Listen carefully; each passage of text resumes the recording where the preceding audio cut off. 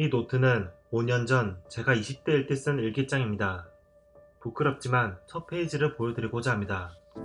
5월 31일 새벽 4시, 저는 생일을 맞아 다음과 같은 일기를 썼습니다. 다시 태어나자. 오늘은 내 생일이다. 생일이지만 특별한 계획이 있는 건 아니다.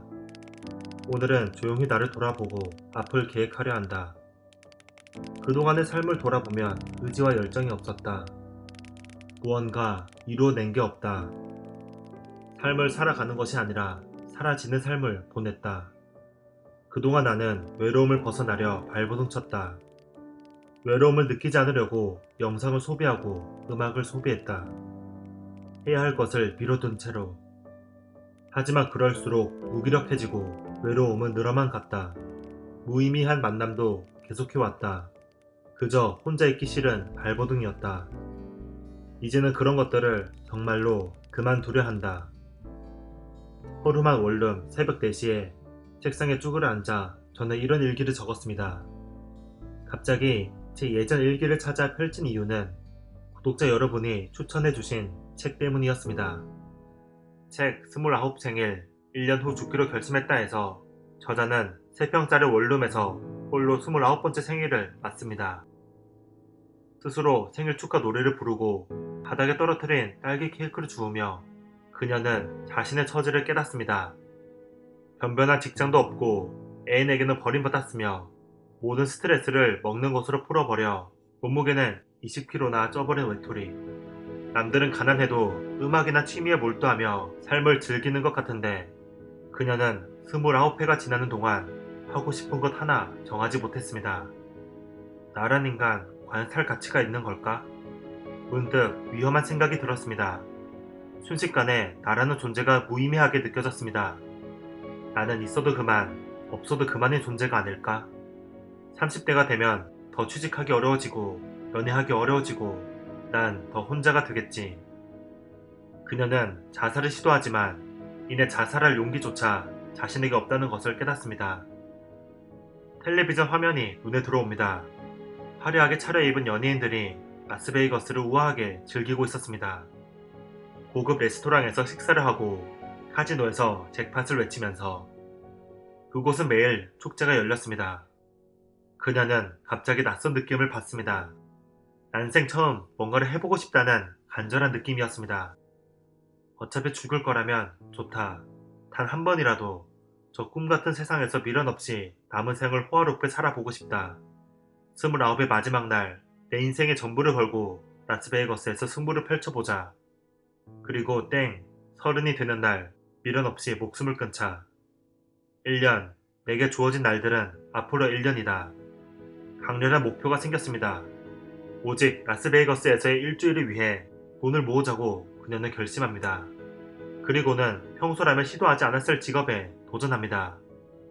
세상이 멀게만 느껴졌었는데 이제는 조금 만만해 보입니다.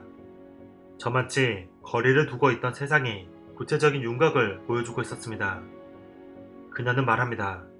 이제 나에게 계획이란 게 생겼고 반드시 달성해야 할 목표가 생긴 것이다.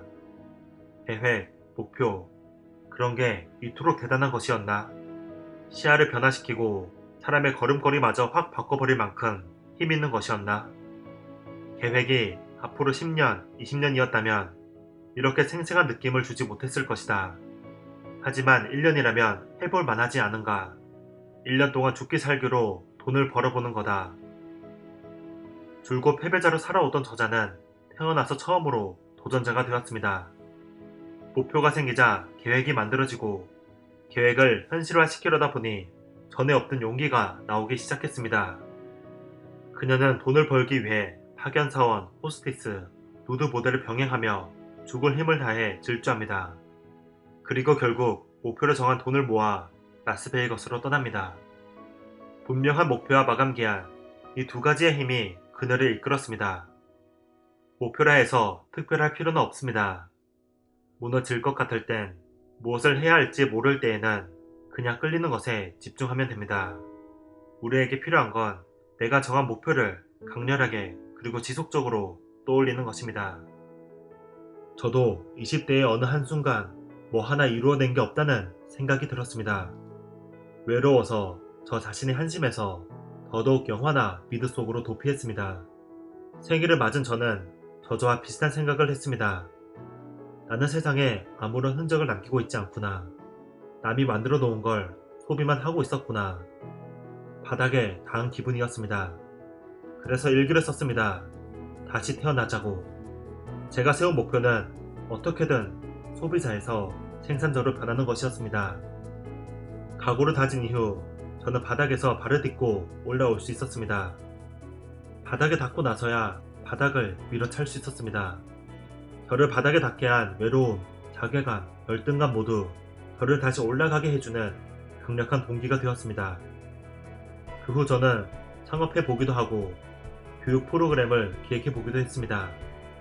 책의 주인공과는 달리 저는 실패를 계속 겪었지만 그래도 여러 경험이 쌓이면서 추후 책그림 영상을 만들 기반이 되었습니다. 소비자에서 생산자로 조금씩 변할 수 있었습니다. 그렇다고 저자나 저처럼 생일을 맞아야만 다시 출발할 수 있는 것은 아닙니다.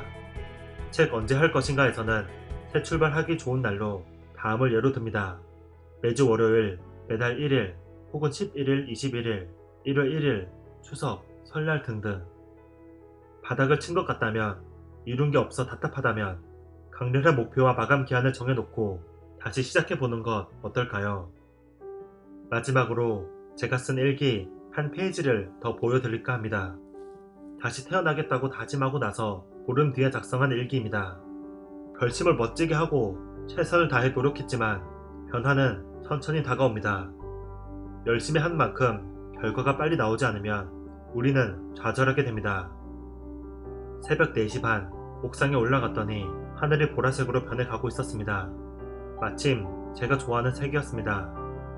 하늘을 보고 쓴 일기를 부끄럽지만 공개합니다. 이 일기와 함께 보라색 하늘을 보여드리고 싶어 일주일 전 동해 바다를 영상에 담았습니다. 보이지 않을 뿐 빛나고 있다. 새벽 4시 반 보라색 하늘을 보며 아직 해가 떠오르지 않은 하늘을 보며 그렇게 생각했다. 내가 보라색을 좋아하는 이유는 아직 하얗게 빛나고 있지는 않지만 지금 해가 떠오르고 있다는 것을 나타내는 색이기 때문이다.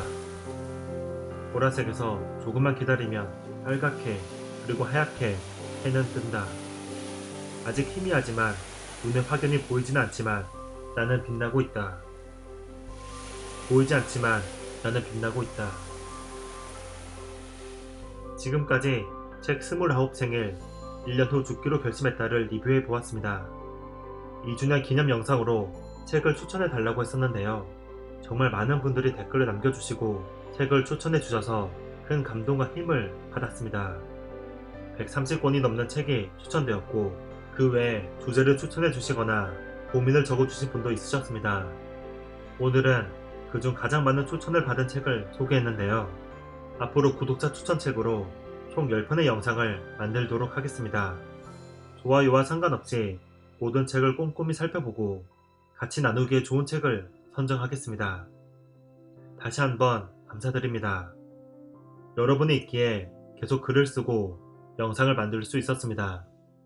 책그림이었습니다. 감사합니다.